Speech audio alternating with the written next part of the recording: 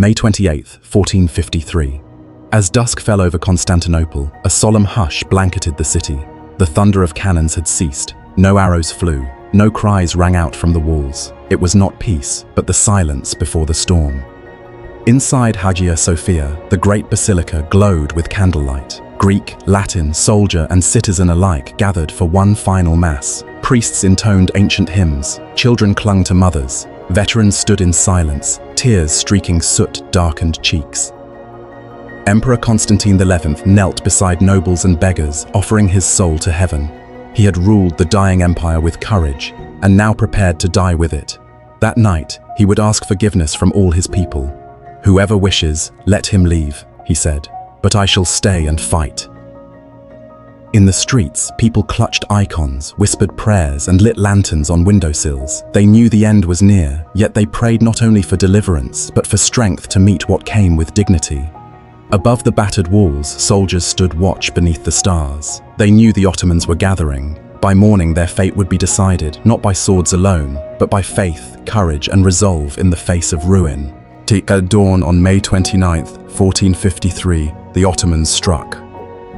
The first wave surged forward. Poorly armed irregulars, peasants, and prisoners promised freedom if they breached the walls. Their role was simple: to die. They were fodder, meant to exhaust the defenders and reveal weaknesses in the crumbling stone. Cries rang out as they charged under a hail of Greek fire, arrows and stones hurled from above. The Byzantines fought fiercely, every man knowing there was nowhere to fall back to. Bodies piled in the moats, blood soaked the earth. But the attack had a cruel rhythm. As soon as the first wave faltered, the second approached. Trained Anatolian troops shouting Allahu Akbar, driven by zeal and steel. They scaled ladders, pressed into breaches, and filled the air with war drums and chaos. Still, the defenders held. Side by side, Greeks and Genoese repelled wave after wave. Cannons fired from behind the Ottoman lines, hammering the Theodosian walls. But the city would not yield, not yet. Sultan Mehmed watched from his golden tent, unmoved. These attacks were only the beginning. The real storm, led by his elite janissaries, was yet to come. Constantinople bled, but it had not broken. Among the crumbling battlements and thinning ranks stood one man whose presence inspired resolve: Giovanni Giustiniani, a Genoese mercenary commander. Tall, iron-willed, and fiercely experienced, Giustiniani arrived in Constantinople with around 700 well-armed troops, professional soldiers, not weary farmers or fading aristocrats. Emperor Constantine XI placed him in charge of the city's most critical defense, the land walls of Theodosian, the outer bulwark against Mehmed's massive army. Under Giustiniani's command, order took root. He reinforced gates, patched breaches, and introduced strategic rotations to keep morale from collapsing. His men, armored and disciplined, became the backbone of resistance. Without them, the city's outer defenses would have faltered within days. But his presence also sparked tension. Byzantine officers questioned the emperor's reliance on a foreigner, and Giustiniani's authority sometimes clashed with local commanders. Still, his leadership bought Constantinople time. When cannon fire tore holes in the wall, Giustiniani's forces rushed to fill them. When janissaries surged forward, his men met them with crossbows and pikes. As Mehmed intensified his attacks, Giustiniani became a symbol, the last professional shield between the empire and the end. But no wall, no matter how strong, can stand forever, not when fate presses in from all sides. For over 1,000 years, the mighty walls of Constantinople had stood as a barrier between East and West, between empires, invasions, and the tides of history. Built in the 5th century under Emperor Theodosius II, these triple-layered walls were an engineering marvel. Massive stone blocks, inner and outer ramparts, deep moats, and hidden towers made them nearly impenetrable. Attila the Hun failed. The Avars failed. Even Arab caliphates and the Bulgars were turned away. They weren't just walls, they were legend. But now, in 1453, those ancient stones faced a new threat: Ottoman cannons. Giant bombards forged by Hungarian engineer Orban promised what centuries of siege had never delivered: destruction. Still, defenders placed their faith in stone. They reinforced cracks, flooded moats, and manned every tower. The people believed the walls would save them again, as they always had. But times had changed. Gunpowder had changed war. And Mehmed's army brought it in terrifying measure. Day by day, the walls shook, towers crumbled, and with each explosion, the myth of invincibility faded. The walls of Constantinople had once held back the world. Now, the world was breaking them down. At just 21, Sultan Mehmed II ruled a vast and rising Ottoman realm, but his eyes were fixed on a singular prize, Constantinople. To him, the city was not just a jewel, it was destiny. Raised in the imperial court and trained in war, diplomacy, and classical learning, Mehmed was no ordinary conqueror. He devoured ancient histories and believed himself chosen to complete what others had failed to do, to break the walls that had withstood armies for 1,000 years. He studied the city's defenses, consulted engineers, and began stockpiling gunpowder and steel. His goal was not mere victory, it was transformation. If Constantinople fell, it would become the heart of a new empire, bridging east and west under his banner. Mehmed didn't simply plan a siege, he prepared a statement to the world. He hired Urban, a European master cannon maker, to forge monstrous artillery capable of shattering ancient walls. And behind these machines, he rallied tens of thousands, Turks, Janissaries, and foreign mercenaries alike, all sworn to his vision. For centuries, Constantinople's sea walls had been its silent guardians, unshaken by storm or siege. With the Marmara lapping at their base, they formed an impregnable barrier along the city's southern flank. But in 1453, even the sea was no longer safe. Sultan Mehmed II, relentless and innovative, turned his gaze toward the harbor. The Golden Horn, once the city's sanctuary, was now a tactical target. Blocked by a massive chain stretching across its mouth, it seemed invincible, but Mehmed had other plans. In a feat that stunned even his own men, Mehmed ordered his ships dragged overland. Using logs as rollers and oxen to pull them, dozens of Ottoman vessels were moved across Galata's hills, rolling silently through forest and dirt, until they were launched into the Golden Horn behind the chain. When the Byzantines awoke to Ottoman galleys inside their once secure harbor, panic spread like fire. The sea walls, long neglected, were now exposed. Constantine rushed troops to defend them, but the balance had shifted. With the harbor breached and no route left untouched, the city's enemies now pressed in from land and sea. The circle was closing. Constantinople, once unbreakable, was now besieged from every side. Walk the ancient land walls of Istanbul and you'll feel it. Not just the wind off the Bosphorus, but the breath of history itself. The stones are worn, their scars deep. Cracks from cannon fire still run like veins through their ancient face. Grass grows between the battlements where archers once stood, and yet they remain, defiant, silent, witnesses to everything that came after. Modern life bustles below. Buses hum, vendors shout, the call to prayer rises above the traffic. But here, along these walls, time bends. You can still imagine the great siege, the thunder of Mehmed's bombard, the chants of priests within Hagia Sophia, the final charge of Constantine XI into the breach. Istanbul is no longer Byzantium. The minarets that crown the skyline belong to a new empire, a new faith, a new age, yet echoes remain. The Hagia Sophia, now mosque and museum and mosque again, still draws eyes skyward. The mosaics, faded but alive, whisper of a lost empire. The fall of Constantinople did not erase it, it transformed it. And so the city endures, not as a ruin, but as a palimpsest, layer upon layer of glory, grief, conquest, and resilience. Dawn had barely broken when a chilling rhythm echoed across the blood-soaked fields, the drums of the Janissaries. Mehmed had held them back until now, his elite guard, the most disciplined and fearsome soldiers in the Ottoman Empire. Now, he unleashed them.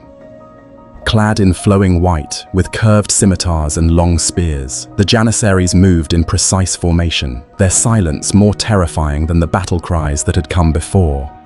They were not ordinary soldiers, they were the final hammer blow. The defenders, already exhausted from hours of brutal combat, barely had time to regroup. Giustiniani, severely wounded, had been carried from the walls, and his men wavered without his leadership. Emperor Constantine XI stood resolute, rallying his dwindling forces with sword in hand and death in his eyes. Then the Janissaries struck. They surged through breaches in the wall, cutting down defenders with ruthless efficiency. Every alley, every broken arch became a killing ground. Their advance was not chaotic, it was calculated, cold, unstoppable. By mid-morning, they were inside the city. Constantinople, once the bastion of Christendom, was faltering, and at its heart, a final flame of resistance burned against the gathering storm. In a palace that echoed with fading glory, Emperor Constantine XI, Palaiologos, prepared for the fight of his life. He was the last emperor of Byzantium, ruler of a once mighty empire, now reduced to a crumbling capital and a handful of loyal outposts. He knew what was coming. The walls of Constantinople still loomed tall and proud, but behind them, the city was weary. The treasury was nearly empty, food was scarce, and the army, barely 7,000 men, many of them foreign volunteers, would stand against an Ottoman force 10 times their size. But Constantine did not flee.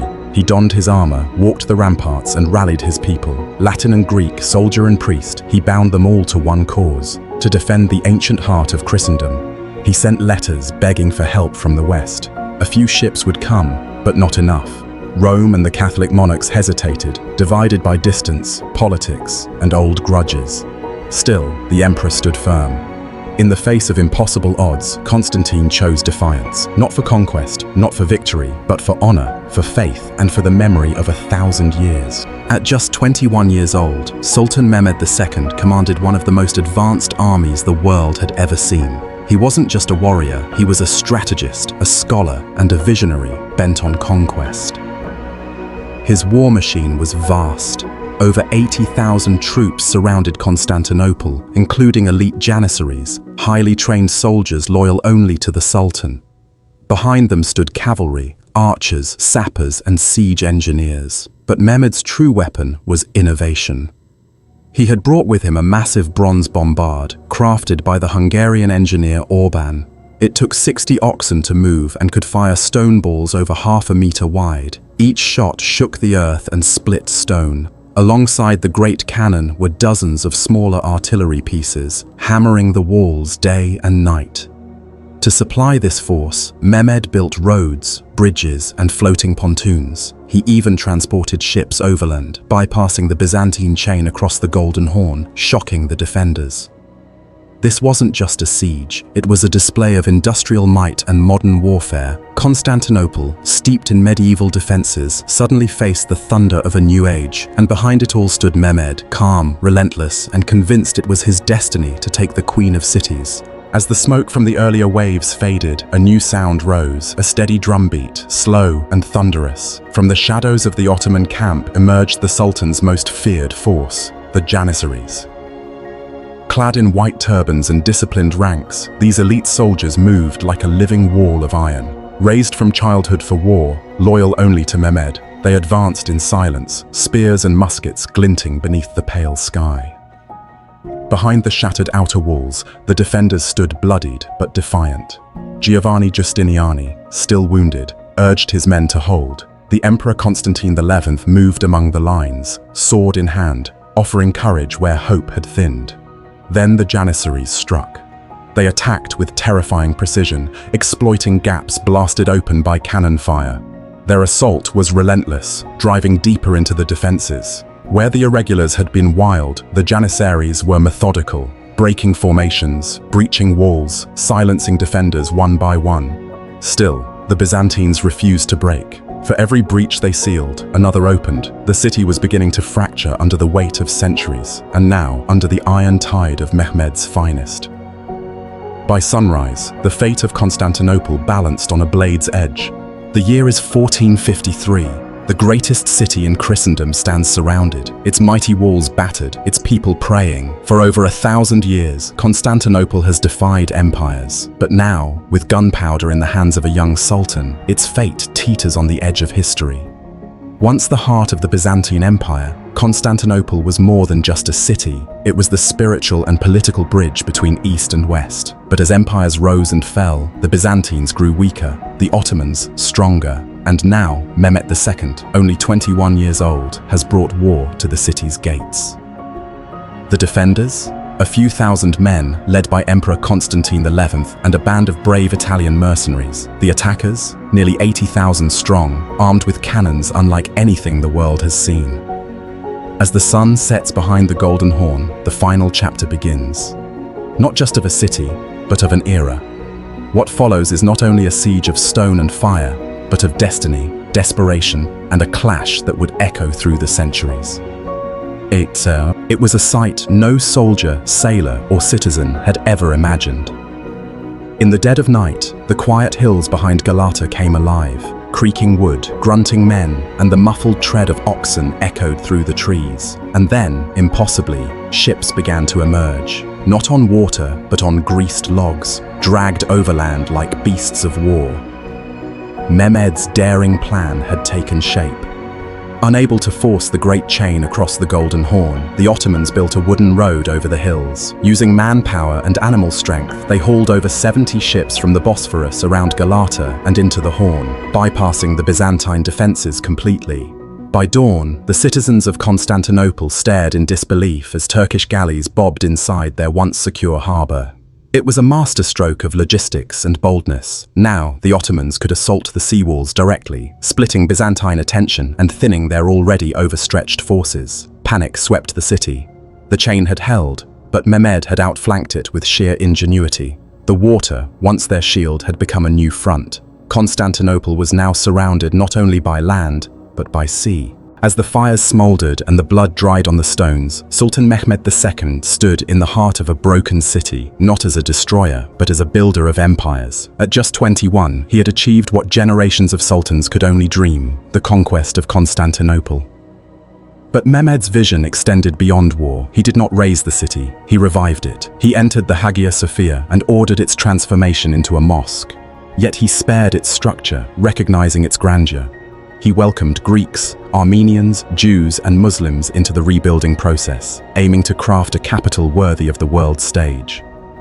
The city was renamed Istanbul, but its legacy remained layered. Roman, Christian, and now Islamic traditions coexisted under Ottoman rule.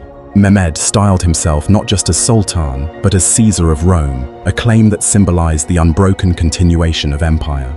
Under his rule, Istanbul flourished, trade resumed, art and scholarship returned. It was not just a military victory, it was a cultural and political rebirth. The fall of Constantinople marked the end of the medieval world, but through Mehmed's ambition, it also marked the dawn of a new age, one where East and West would forever collide and converge. Emperor Constantine XI knew his city stood on the edge of destruction. With the Ottoman forces swelling outside the walls, he turned westward in desperation. Letters flew to Rome, to Venice, to the courts of Europe, pleas for aid not just for Constantinople but for Christendom itself. He begged for ships, soldiers, gold, anything. If Constantinople falls, he warned, Europe will follow. The city was more than a stronghold. It was a symbol, a spiritual barrier between Islam and the Christian West. But the West was fractured. The 100 Years' War raged in France. England was embroiled in dynastic unrest. The schism between the Eastern Orthodox and Roman Catholic churches had left deep wounds, and though Pope Nicholas V called for help, the response was faint and scattered. A handful of Genoese and Venetian ships arrived. Some knights crossed the sea to fight, but no great host came. Constantinople, once the crown of Christendom, was left to its fate.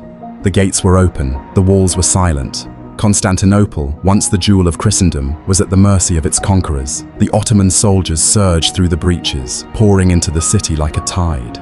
Discipline broke. For 3 long days, pillage reigned. Churches were desecrated, homes were looted. The anguished cries of women and children echoed in narrow streets as centuries of art, relics, and memory were reduced to ash and plunder. The great Hagia Sophia, centerpiece of Byzantine faith, became a sanctuary for the terrified.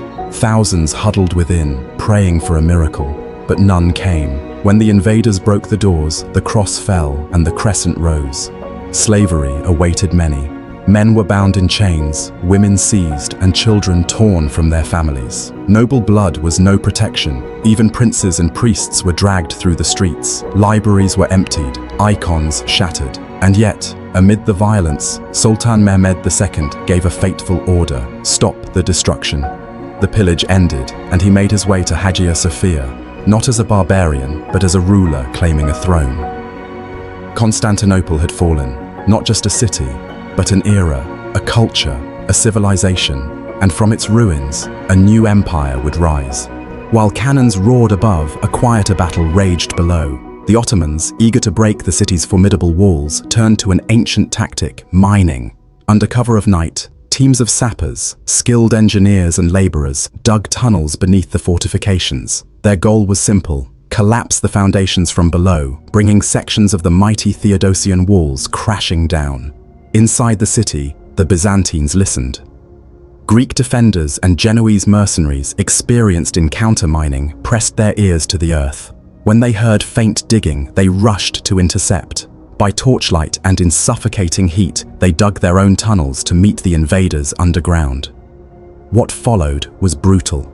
In pitch-black corridors, men fought with pickaxes, daggers, and fire. Smoke filled the shafts, and screams echoed beneath the earth. It was war stripped of honor, just dirt, darkness, and death. Despite several close calls, the Byzantines managed to foil most of the mining efforts. They collapsed tunnels, flooded shafts, and fought back with ferocity. Above ground, the siege continued, but below, the silent struggle had become a deadly chess match. In this war of shadows, every foot of dirt meant survival or ruin. In the dust and ruin near the Lycus Valley Wall, Emperor Constantine XI and Palaiologos drew his sword for the last time. His armor was battered, his cloak torn, but his resolve stood unshaken. He would not flee, he would not surrender. Word spread that the Janissaries had broken through. Smoke and screams choked the air. The defenders around him, Greeks, Genoese, even untrained townsfolk, looked to their emperor. With a steady voice, he gave his final command: "The city is lost, but I live and die with it." Then he charged. There was no ceremony, no grand farewell, only steel, blood, and dust. Constantine fought among his people as a soldier, not a king. Accounts differ. Some say he fell at the breach, others that his body was never found. But all agree on one thing: he refused to be taken alive. In that final stand, he became legend, the last Roman emperor, defending the last vestige of an empire that had once ruled the known world. As the banners fell and the gates shattered, Constantine's death marked more than defeat. It marked the end of an era and the beginning of a new, darker dawn for Byzantium. In the heart of Constantinople, amid crumbling palaces and sacred relics, ruled the last emperor of Rome, Constantine XI Palaiologos. He bore not only a crown, but the weight of 1,000 years of imperial legacy. Unlike the emperors of old, Constantine commanded no vast legions, no endless wealth. His empire was reduced to a single city, yet he stood with unwavering resolve, ready to defend the dying light of Byzantium with honor, even as darkness crept from the east. He wore armor, not robes. He inspected the walls himself, fought alongside his men, and shared their rations. His courage was quiet, firm, born not of hope for victory, but from duty to a fading world. To those around him, he was more than a ruler. He was a symbol. He knew the odds, knew reinforcements might never come. Still, he refused to flee. "I will not leave the city," he told his allies. "It is my duty to die with it." With every passing day, the Ottoman siege tightened, but within the city, Constantine stood tall, Rome's final sentinel, defending the legacy of emperors from Augustus to Justinian. He was not just an emperor, he was Byzantium's last breath. Sultan Mehmed II stood atop a rise overlooking Constantinople. Before him stretched a broken wall, battle-scarred and weary. Within it, a starving city clung to hope. Around it, his empire in waiting pulsed with drums, firelight, and steel. After weeks of bombardment, raids, and attrition, the young sultan made his choice. The final assault would begin on May 29th, under the cover of night and the cry of the muezzin. His generals, though divided, obeyed. He ordered the troops into 3 waves. The first, raw Anatolian levies, would wear down the defenders.